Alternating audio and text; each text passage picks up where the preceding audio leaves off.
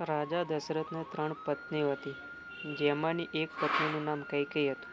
જ્યારે રાજા દશરથના પુત્ર ભગવાન રામનો રાજ્યાભિષેક થવાનો હતો ત્યારે મંથરાના પ્રલોભન હેઠળ આકર રાણી કૈકેયીએ રાજા દશરથને તેમના શબ્દો પૂછ્યા. જોકે રાજા દશરથ પણ પ્રતિબદ્ધ હતા.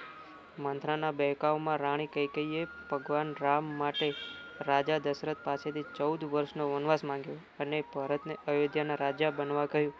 પછી રાજા દશરથે તેમની પ્રતિબદ્ધતાને લીધે બંને વચનો સ્વીકારવા પડ્યા. હવે તમારા મનમાં આ સવાલ ચાલતો જ હશે કે કૈકેયીએ 14 વર્ષનો વનવાસ કેમ માંગ્યો, 10 કે 12 વર્ષનો કેમ ના માંગ્યો? અયોધ્યાના પ્રખ્યાત કથાકાર પવનદાસ શાસ્ત્રી કહે છે કે ત્રેતાયુગમાં એક પ્રણાલી ચાલતી હતી. એક નિયમ હતો કે જો કોઈ રાજા 14 વર્ષ માટે રાજગાદી છોડી દે તો તે રાજા બનવાનો અધિકાર ગુમાવી દે છે. કદાચ આ જ કારણ છે કે રાણી કૈકેયીએ ભગવાન રામ માટે 14 વર્ષનો વનવાસ માંગ્યો હતો.